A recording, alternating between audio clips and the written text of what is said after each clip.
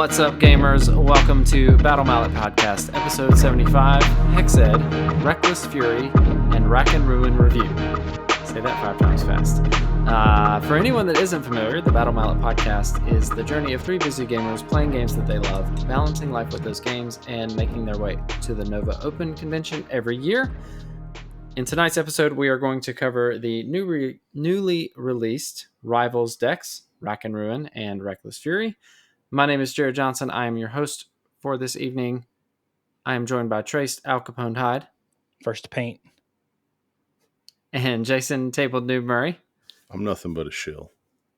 You are a shill. We're all shills. You can't trust our opinions at all.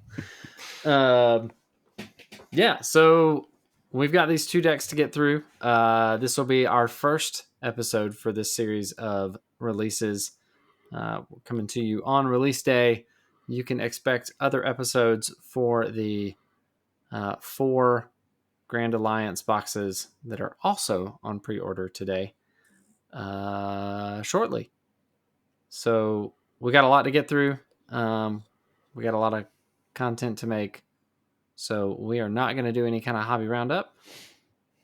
We do want to say thank you to Games Workshop for sending us these decks in advance and for sending us the miniatures in advance. We love to shill for James Workshop. It is our favorite thing to do. We certainly don't have to buy 2 copies of everything else between the 3 of us in order to play the game. No money put in whatsoever.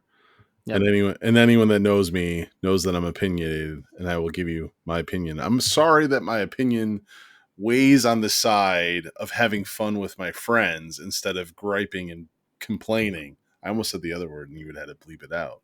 But I'm sorry. I'm proud of sorry. you. No, you're not sorry. And I'm Don't not apologize. Sorry. I'm here. No. I'm glad. Thank you, GW. And I'm excited to talk about these 2 decks because I think they're both very tasty and add a ton to our Nemesis building capabilities. So, Jerod, let's just get to it. Let's just, come right back after this break.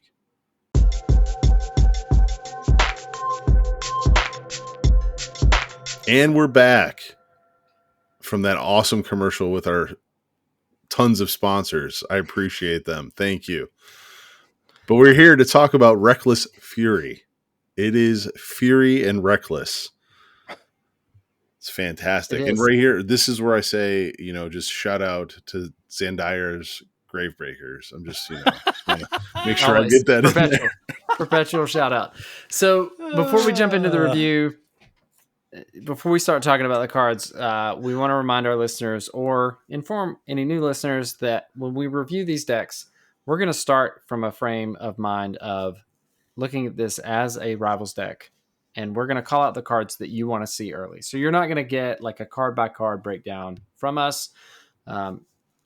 You can check out basically any of the other content creators to get that. The decks are probably on the deck builders already. And if they're not, I'm sure they will be soon. So you can read the cards for yourselves. We really want to help new players, Rivals players, be able to get into the game and have a decent idea of what they want to see early in the game. But we're also going to start adjusting this review section as well. So we're going to add to the list of cards that you want to see, with the idea being that we're going to give you 6 total objectives, 5 total ploys, and 5 total upgrades, so that you have half of a Nemesis deck that you could put together with any other half that we review or any other half that you come up with yourself. It gives you a place to start when building a Nemesis deck, and then you've got the levers that you can pull between the 2 decks to start subbing some cards in, subbing some cards out. So kudos to you, Jason, for this idea. I think it's a great idea. I'm excited to kind of expand the way that we review our decks. So yeah, thank you. It's housekeeping out of the way. Yeah, it just really comes down to the fact that now that we don't have the Warband cards, you're going to be picking 6 of this deck if you select this deck to build with. And hopefully it gets you a good starting point. You will have to sprinkle in what you think is better in some selections based on Warband stats or attributes. But just looking to give you that good starting spot. So with that, Reckless Fury, the first objective that we're looking for in a Rivals style setting in our hand would be putting our best foot forward. This is It's always important to have the best foot forward. It is. And it has got 2 beautiful pictures of the doggos on there. This is a surge. Score this immediately after a friendly fighter's successful attack if that fighter has any charge tokens and is in enemy territory. So right out the jump, we're going across the line, and hopefully our swing is successful so we can get that ball rolling. Yeah. And so we can say this at this point now. This deck revolves around charging a lot, unleashing some reckless fury with as many of your actions as you can. Yeah, accumulating those charge tokens. So this certainly ties into that. Not as easy to score as just targeting a fighter in enemy territory, but still fairly easy to score, and definitely one you want to see early. Another one that we think you want to see early is Frenzied Rush. And this is score this immediately after an action step if friendly fighters with a total bounty characteristic of 3 or more have charge tokens and are in enemy territory. So depending on the warband that you pick, this could happen again with the first activation. If you are picking an elite warband, if you're looking at the Ember Watch or the Jaws of Itzel, or even the Ziket's Tunnel Pack, because the leader is worth 3 bounty. I don't know if you want to do it with Ziket's Tunnel Pack because you're giving up 3 bounty instead of 1 bounty, but you could do it. So easy enough to score. Yeah. So get that glory, get the ball rolling, get moving on down the line. Yeah. Frenzied Rush is really, really good. I don't know. I mean, it would be rough if you're playing a Horde warband, but I mean, if this is 1 or 2 fighters, it should go quickly. I think it'll come out. I think the more we get through this, I think the listeners are going to realize probably don't want a Horde warband with this deck. But, maybe, Yeah. But it is a choice you can make if you choose to. That's true. That's true. Okay. The next one, I'm like clicking 1,000 times. So the third and final, kind of like to start us off, is Bloody Momentum. Score this in an end phase if 2 or more friendly fighters with a total bounty characteristic of 4 or more have charge tokens and are in enemy territory. This is worth 2 glory. 2 glory in the end phase. Yeah, which, I mean, if you get it early, you're more than likely going to have 2 fighters over if you're Reckless Furying in. So you really do want to see this early. And, it's still tripping my mind out every single time I read anything that says bounty characteristic. Like, it's just such a cool lever that is now in the game to quantify some of these objectives. I really love it. And I really love this objective. I think most fighters that you're going to want to be charging with are probably worth 2 glory. So, and if you're Mollog, you need you and a friend. That's right. You got it. All right. So those are the objectives that we want to see early. I think we should move into the gambits. So again, continue with our standard rivals. These are the gambits that you hope to have early in your hand. And we're going to start with Braced. Pick a friendly fighter. Give that fighter a charge token. So, why would I want to do that, Jason? Well, I think it becomes apparent later. Some of the other cards that we picked, it's always... but this is one that you're going to want to see early because the idea is giving out charge tokens, making sure fighters have charge tokens. If you're an elite warband, this now gives you the opportunity to put a charge token on a third fighter and then take an action with a fighter that has already charged. So easy to use. Something you want early. Yeah. What else do we want, Jason? Reckless Attitudes for our second gambit in the rivals. Enemy fighters cannot use core abilities other than the charge ability in the next action step. Could be a little situational, but you're basically calling them out saying, come on in.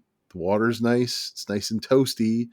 And I'd really love this card if I was going second, right? Like, just plop it in their power phase, and make them say, like, you're either coming or you're doing nothing. So, yeah.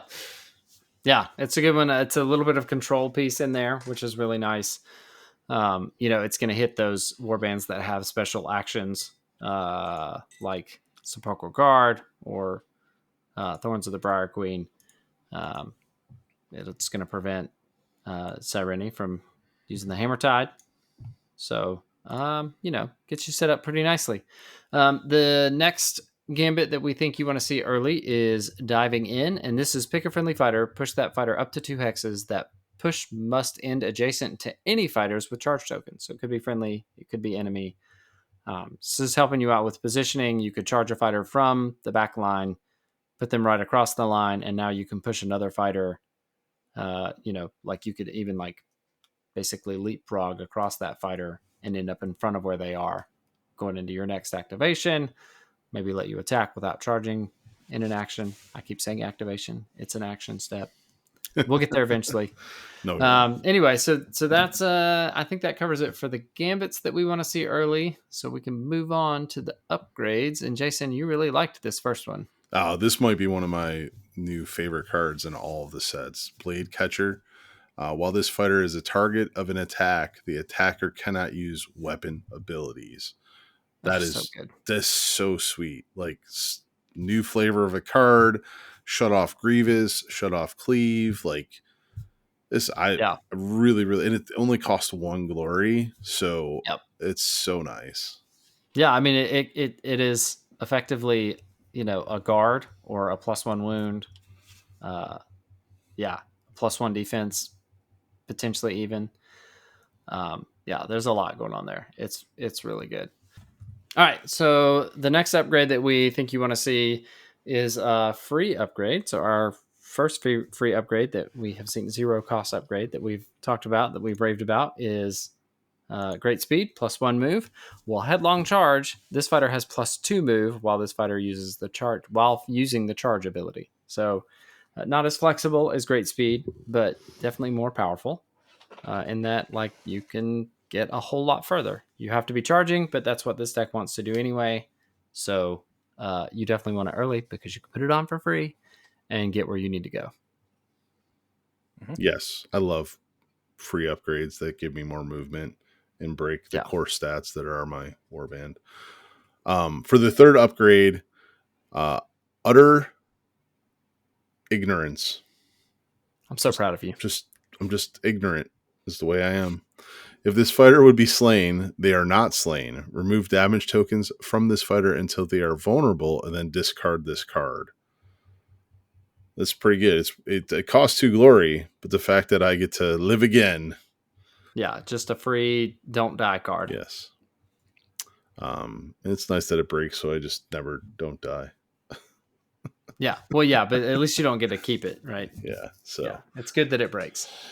Yeah, so you get to use it once, and then if you are hit again in Perish to the Underworld, you get the 2 glory back to spend on another upgrade. So it's not too bad. Yeah. Well, you have the 2 glory to spend on the other upgrade already. After you get hit, you stay on the board vulnerable, and now you've got 2 glory. You could put another 2 glory upgrade on them. So throw Great Fortitude on. You pulled in from another rival's deck. Yeah, and then hit him with a healing potion. Well, bam! Kapow! And then maybe if you're an underdog, you heal twice with the healing potion. And you're back at full health. Kabwhammy! Amazing! It's broken. Whammy! Calling it right now. Stock's real high on Utter Ignorance. It is pretty good. It's good. It's pretty good. So that's it. That's it for kind of the rivals side of this review. So at this point, we're going to kind of go back in and we're going to add some cards. So for our listeners, early you want to see Best Foot Forward, Frenzied Rush, Bloody Momentum, Braced, Diving In, Reckless Attitudes, Blade Catcher, Headlong Charge, and Utter Ignorance. And then from there, we're going to add 3 more objectives, 2 more ploys, 2 more upgrades to give you half of a legal deck that you could then smash another rival's deck into to create your Nemesis deck. So Jason, you want to take us with the first objective of our 3? Yeah. So the one that's on our sheet first, I'm going to save to last because it'll tie in easier with the gambits. So my very, very first one is I'm going to go Red Aftermath. So Red Aftermath is a score in the end phase if the total bounty characteristic of slain enemy fighters is 2 or more. Again, like this should be fairly easy when you're attacking. A lot of fighters are 2, but if not, those 1 glory fighter should perish under your reckless fury quickly. Nice. I think we have a typo. I think that's supposed to be Living Bludgeon, which is the other objective that we want to see. Yes. That is. Nice. So this is a surge. Score this immediately after an action step if a friendly fighter has a guard token and a charge token and is not in friendly territory. So we're going to start seeing options. So we've already shown Braced, which allows you to give a charge token. So you could give a guard token. You could use the guard action and then use Braced to give yourself a charge token and score this. You could put yourself in a state where all of your fighters have charge tokens and then just use the guard action in order to score this. But it's a nice surge, keeps that ball rolling, and it has your fighters in places that they already want to be anyway with charge tokens and not in friendly territory. And then Jason, you want to come in with your with the blood bathed rampager. It's good. It's good. It's good. Like keep just going. They're all one word, but I feel if you just enunciate and make them 4 separate words, it's perfect. Great. Score this in an end phase if a friendly fighter has 2 or more charge tokens. And right away, you will see that this being our 6th objective selected from this deck, this may require card support, and that's where you're going to go into our gambits. Yeah, so we've already talked about Brace. Give a fighter a charge token. And then a guard token. No, did I read that? Did I say it wrong? No, you're right. Yeah. So we've talked about Brace, which is pick a friendly fighter, give that fighter a charge token. The next one is catch weapon. Play this immediately after a fighter's successful attack action. Give that fighter a charge token. So if you got this in hand, you're taking that first action, using the charge action, you get the successful hit, you're scoring best foot forward, potentially scoring frenzied rush, all with 1 gambit and a successful attack action. Yes. I just completely misread Braced, so that was my fault. That's okay. All right. And then we're going with Get It Done.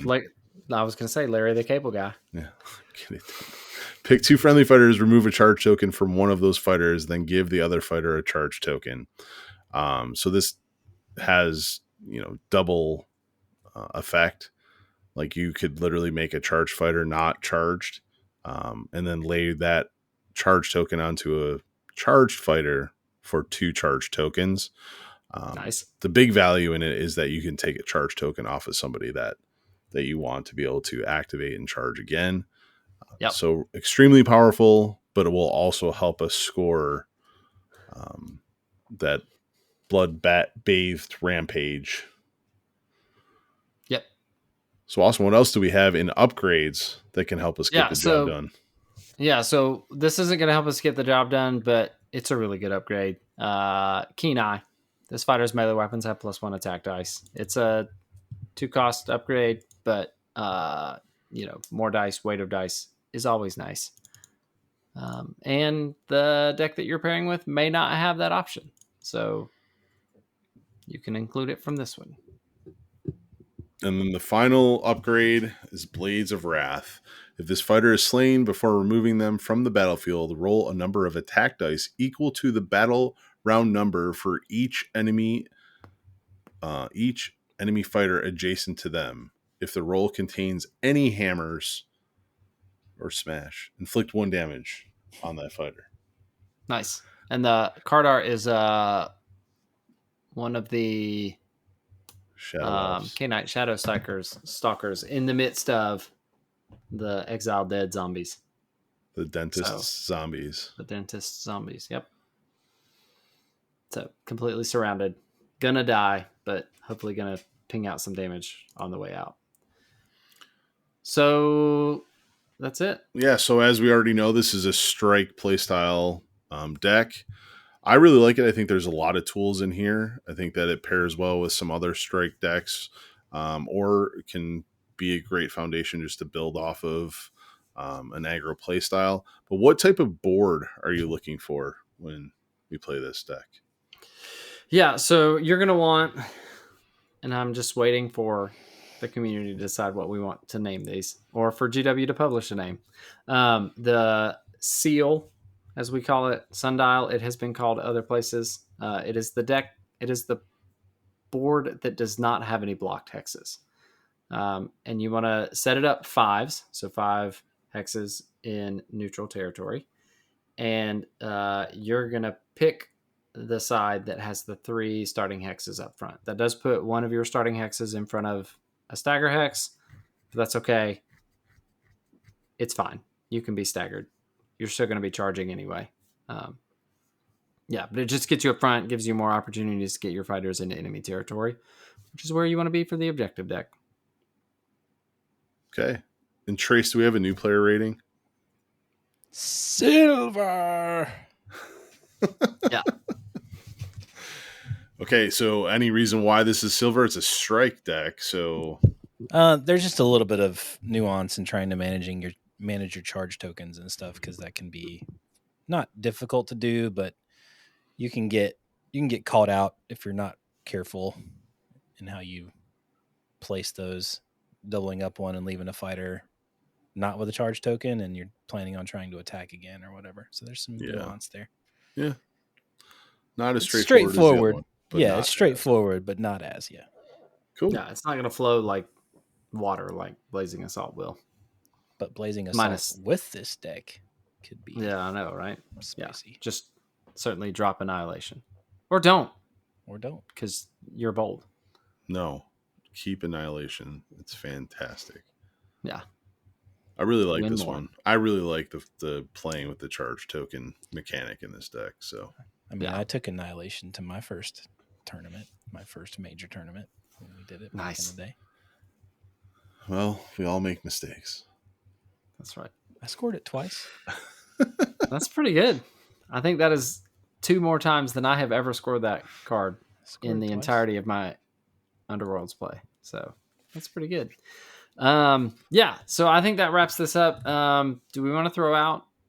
I mean, Blazing Assault, I think, is a good Nemesis pairing. There's probably some play with the more aggro-y side of Pillage and Plunder. Yeah. Where you kind of dip into that. There's nothing in here that really wants you to be on feature tokens or treasure tokens. So I think you'd be forcing a flex pay style into a deck that maybe doesn't fit there. So any warbands you're excited to try this with, Jason? Sepulchral Guard? I'm just kidding. Kagra. Yeah, right. Kagra. Kagra is who I want to pair it with. Is that who you want to?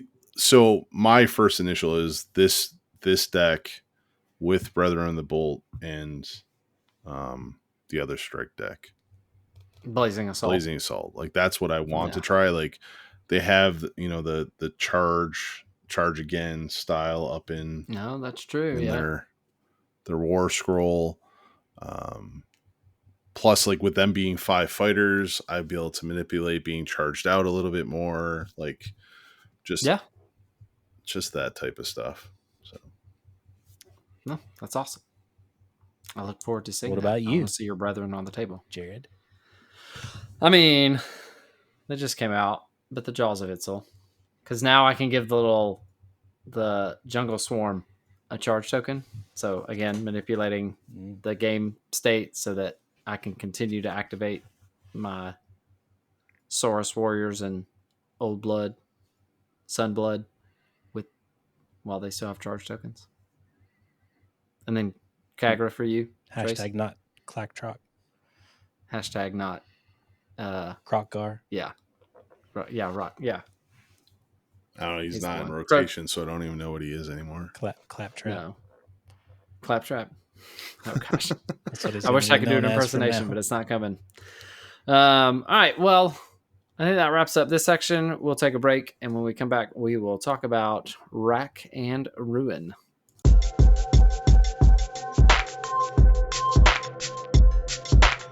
And we're back, and it is time to talk about racking and ruining Warhammer Underworlds Embergard. Let's just blow it up, destroy it.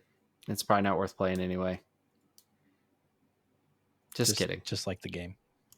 Yep, it's awesome. No, just like the internet tells you. Just like the internet says. Yep. No, we're not going to do that. What we are going to do is talk about how awesome this deck is.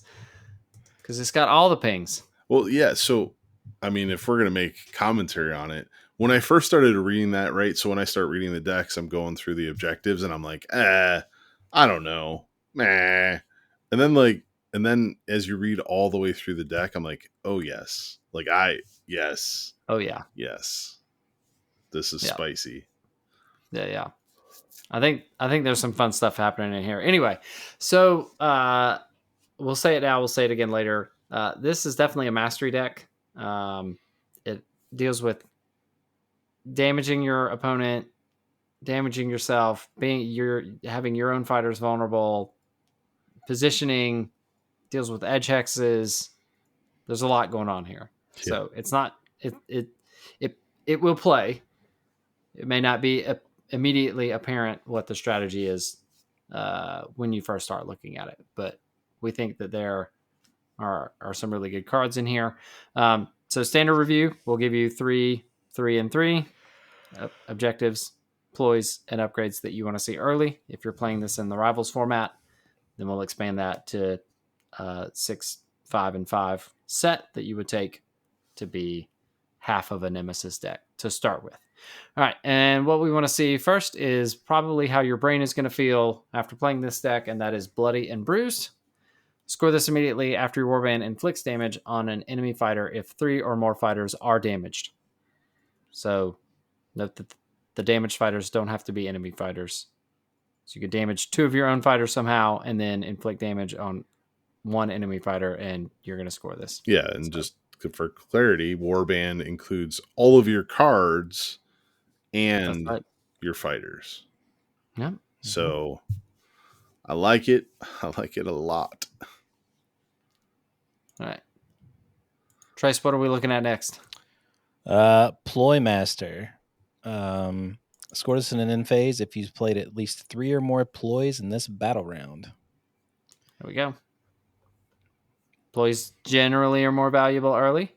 Yep. And this one has a lot of ploys that let you inflict damage on your opponent. And so you want those early. This edition allows you to draw as many cards as you effing want to. Man. Just about. Spicy language coming out. Spicy. Trace coming in hot. Just saying.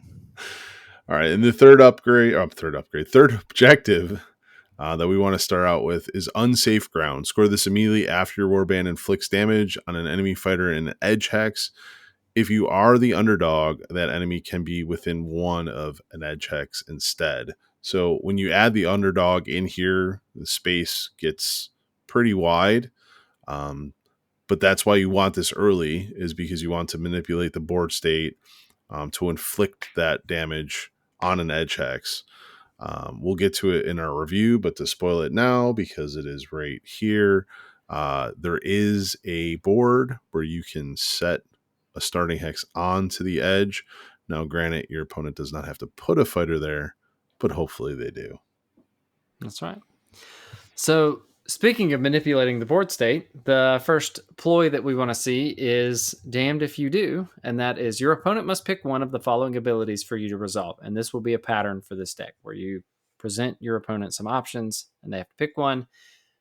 Pick an enemy fighter, push that fighter 1 hex. That's the first option. So I get to push one of my enemy's fighters. Not a great option.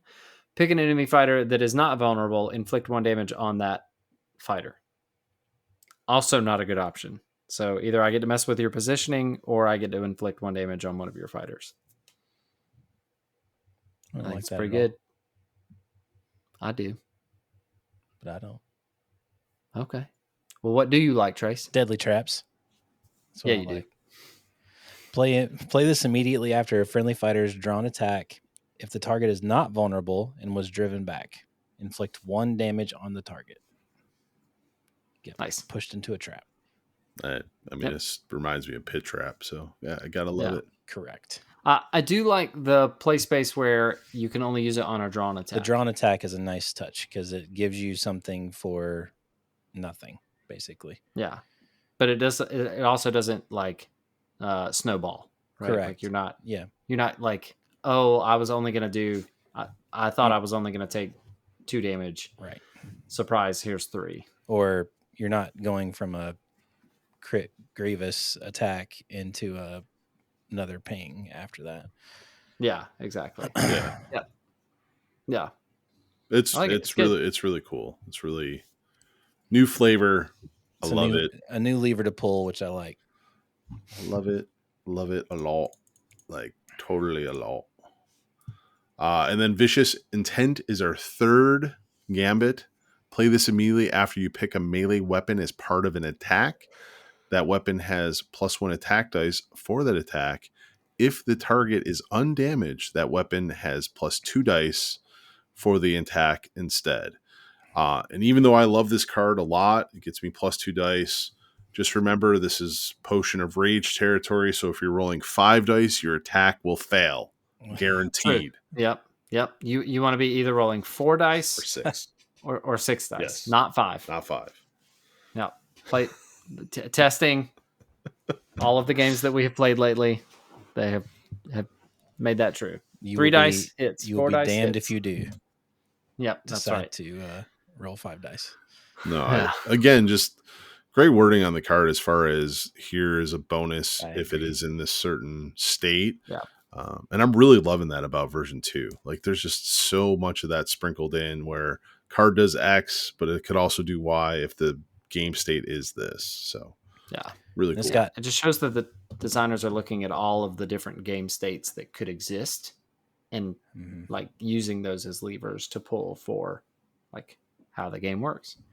I also Yeah. like that it's got one of my favorite new fighters on the card, which is one of the new Nurgles. One of the new plague bears. Yeah. Yeah. I don't remember his name though. It's not Squirt. Disgusting number 2. Yeah, right. All right, so now it's time for the upgrades. The first upgrade that we think you want to see early, it does cost 2, and it is Desperate Defense. While this fighter is the target of an attack, the attacker's weapons have -1 damage. The next time damage is inflicted on this fighter as part of an attack, discard this card. So you probably want it early because -1 damage is probably going to mean less later in the game. You also lose it when you are inflicted damage. And I like that it says damage is inflicted on this fighter as part of an attack. So if you get hit by a ploy, then the card still stays, which is, I think, a nice touch. It's cool, and I'm pretty sure that this would stack with Steadfast as long as it's not to 0, right? So if they're hitting for free, if they're hitting for 3, you could reduce by 2. Crit. Yep. So. Yep. Like so it. I just talked about a 2 cost. What do you want to talk about, Jason? You got fired. I don't want Trace to talk about Fury this Temper. Make him mad. Why not? Oh no, not that one. Oh, that's another card. We'll talk about that one later. Talk about that one later. Oh, you want Rock Spitting Tread? Is that what we want? No. There's another card that Trace doesn't want to talk about later. Okay. I'm so lost. Sure. It's fun. Yeah. What am I talking about? What is Jason talking about? We're talking about Fiery Temper. Am I talking about Fiery Temper? Right now, go. Don't be belligerent about it. I'm just going to get belligerent about this now. So Fiery Temper has a surge ability called Belligerent.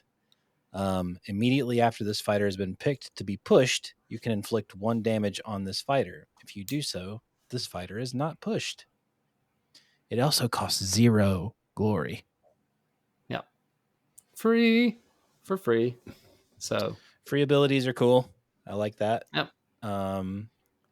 This can also push you into potentially vulnerable territory, which has interactions with this deck, which is super cool. All right, Yeah. and Jason, what's the last upgrade that we want to see early? The third one is rock splitting tread. So Surge Stomp. Immediately after your last action step in the battle round, pick an adjacent enemy fighter that is not vulnerable, inflict 1 damage on that fighter, then roll an attack dice. If you roll a hammer, you're going to discard this card. It costs 1 glory. The reason we want it early is because there's only 3 last action steps in a battle round. So the earlier we get it, the more chances we have for it to work for us. We like it.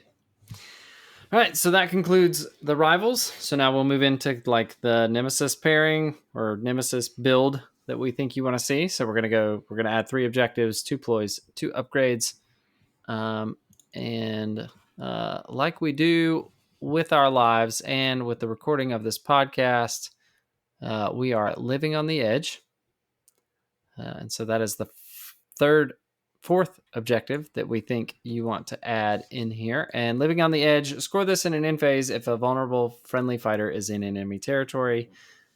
Fiery Temper could get us there. So, instead of being pushed, we can just deal a damage to ourselves and make ourselves vulnerable. It is a 2 glory end phase, which is pretty nice. And in a lot of the games that we have played, there have been lots of opportunities to score this. Fighters end up being vulnerable a lot in this game.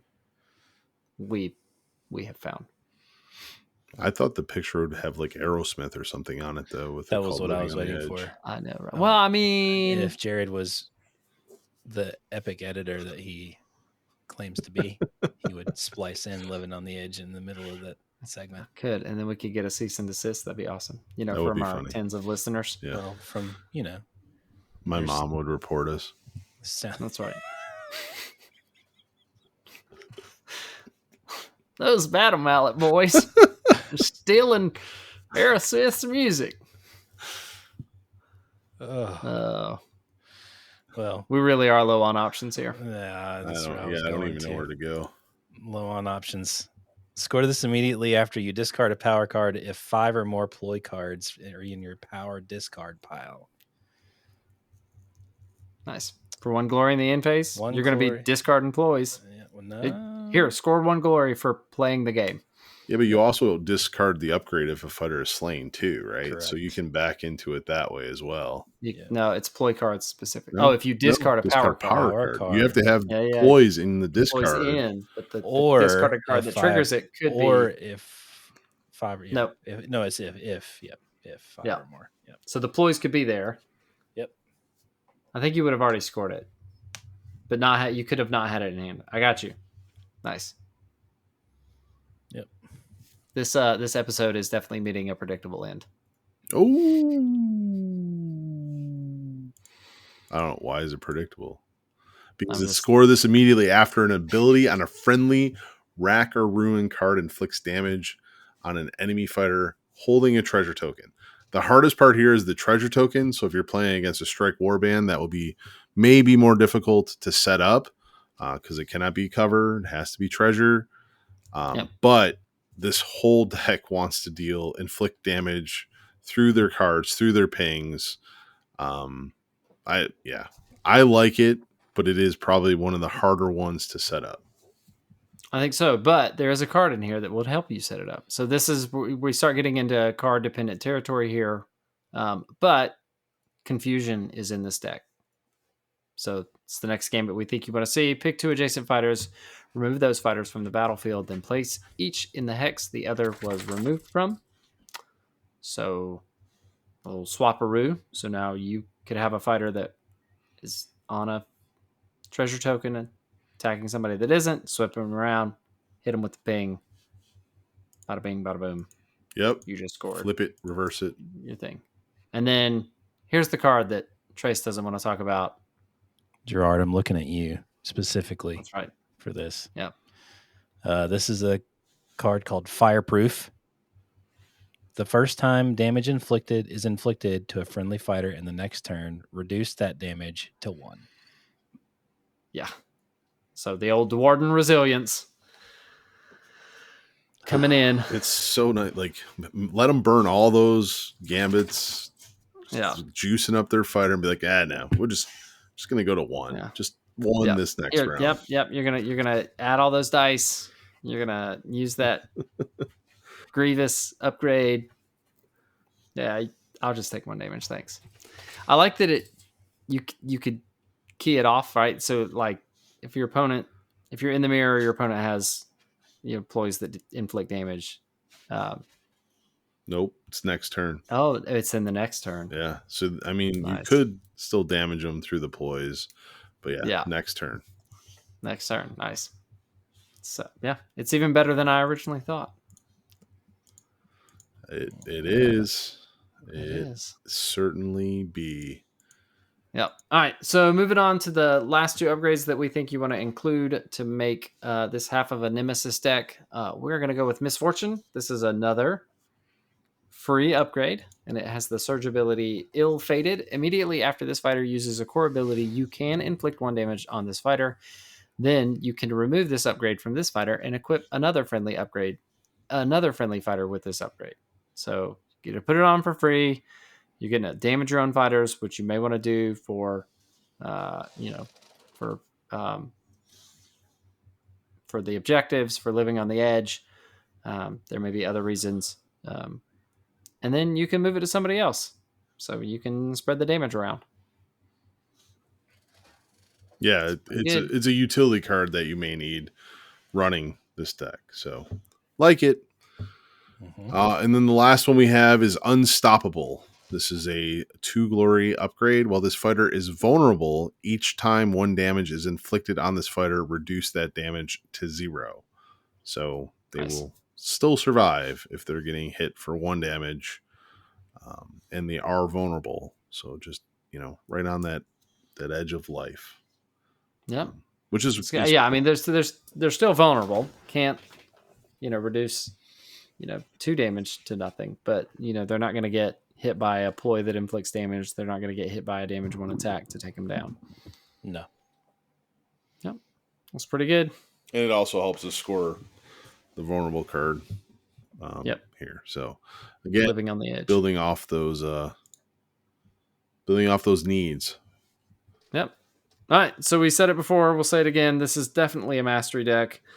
And then Jason, you alluded to this before. What board do we want to take? Yeah, it's either called Dials or Gears. It's the one with the block Texas, right? Yep. And I'm pretty sure. Yeah. No, it's the one without the block Texas. Oh, the one without. Oh, without the block Texas. Sorry. Okay. Seal or Sundial. Seal or Sundial. And because there is one side that has starting hex on an edge, so if you're fighting a horde warband, they'll have to put there. And I'm going to take it and put it 5s. So because I'm going to be a little more aggressive, but that way it gives me a starting hex that is right on the line. And if I need to get to that edge hex early, it's only 3 spots away, and most warbands can just do that. So yep. Cool. Trace, new player rating. What do we think? Bronze. There's a lot of balancing on a knife's edge with this deck. So like you're trying to hurt yourself and not die and do damage to your opponent. And there are a lot of tools in here to help you mitigate that, and the not dying part or just the scoring part, but it's definitely going to require some big brain energy. Yeah. I agree. It definitely, it is true to that mastery category that Games Workshop has called out, that it involves playing the game outside of just fighting and standing on things. Yep. So I do like the interactions that it encourages you to take. Yeah. Yeah. Have you thought about this with the gardeners, with their spinning around the circle of life and death, getting a heal every 4 steps in the cycle? Yeah, I have. Thought about it with them. I've thought about this one with somebody like FLM. just because of the pings. Yeah.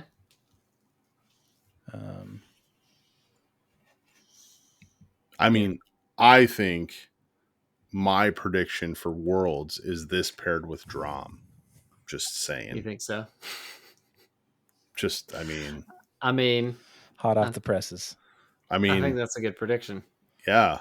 I mean, most of you would already know because Worlds is going on as this release. Yeah, we're already in. But in that's day what I'm 3 of predicting. Worlds. Yeah. Yeah, that's fair. I'm not going to elaborate why. You figure it out. Go watch the stream. So. Yeah. I'm actually this with Yothari. Yeah, Yothari I think would be good with this one because they get bonuses they get the heals for having. too. Well, don't they have the heal now still? You're thinking old Yothari. I am, aren't I? Yeah, new Yothari is very much in the strike category, but they get better as more of them are dead. That's right.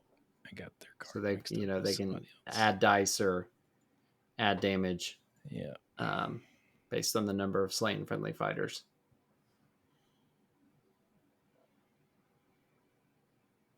So could be good. It could be awful. We'll find out soon. It could, and like, I mean, I want to play it so bad because of all the ping, but I don't know, other than what I just stated, I don't know what else I really want to put in. Like maybe Thricefold, because they, whatever her name is, can already do a ping damage as she runs by. I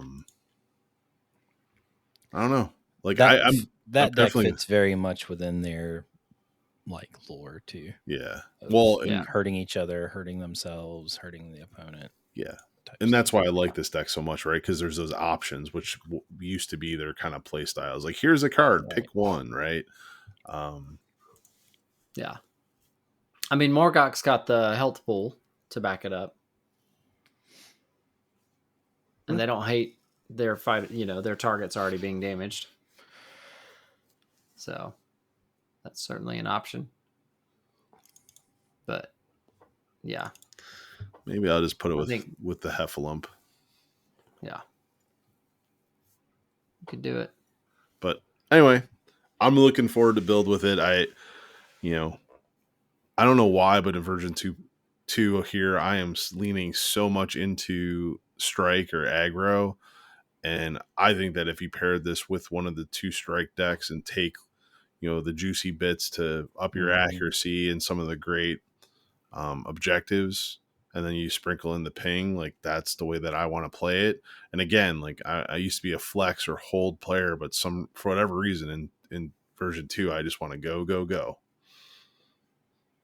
Yeah. It's a fun way to play. Glad you guys are coming around to it because it's how I've always wanted to play. That's true. Yeah. I think every time like I start a new warband, like I always start them aggro, but then I always like come down to flex. Like it's always, except for the orcs. When I played Iron Skulls, they were pure aggro. Yeah. Yeah. That was a long time ago. 7 years ago. Yeah. Anyway, not as long as this segment, but definitely time to take a break. And when we come back, we'll do the outro.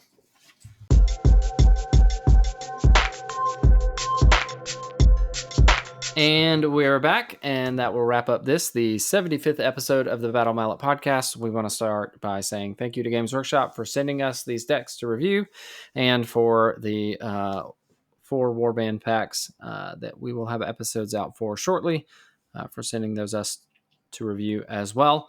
Shout out to everybody that is currently playing at Worlds. I have no idea like what even to predict. I know that Davey from What the Hex and Michael of Spent Glory / Underworlds Underground are streaming. You're going to be able to find that on the Mortal Realms YouTube channel, which I'm pretty sure is just youtube.com/@themortalrealms. We'll get that confirmed. The link will be in the show notes by the time this goes live. So you can stream the last 2 days of the World Championships of Warhammer for Warhammer Underworlds. I'm I think that's it. I do have one more shout out. I want to call out Squid Jake, who is the starting hex part of Goonhammer.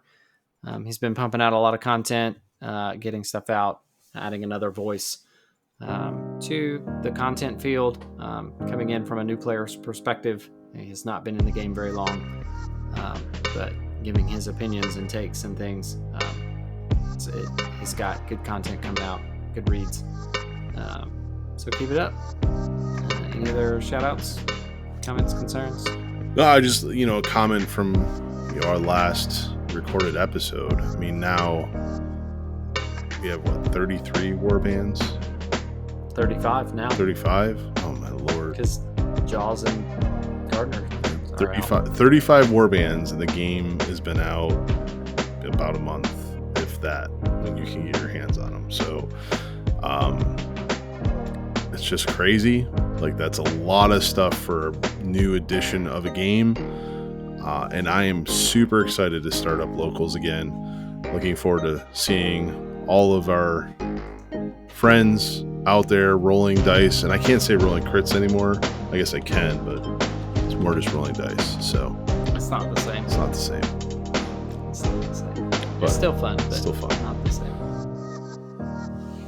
Cool. Well, for the Battle Mallet podcast, we are 3 inflict damage ploys. Okay. This is Jerod signing out. Stray signing out. And I'm Jason Table New Murray. Get the hell out of here. Peace. Go Bills.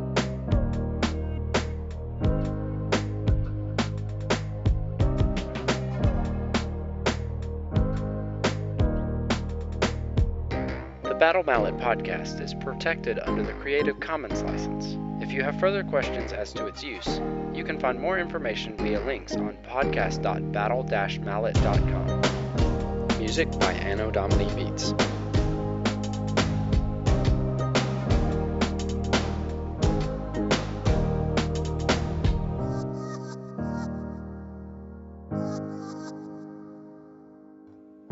I had a slight moment of panic that Jaws of Itzel and Gardeners were not coming out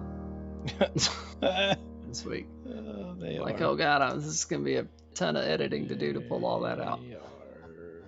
Pre-order Jaws of Itzel, Grandfather's Gardeners, Wrack Ruin, Heroes and Hunters, The Spoilers of Demons, Yeah, it's Revenants all in and the same Realms. one, bud. War Roots and Bandits, yep. band cards, all Okay, good.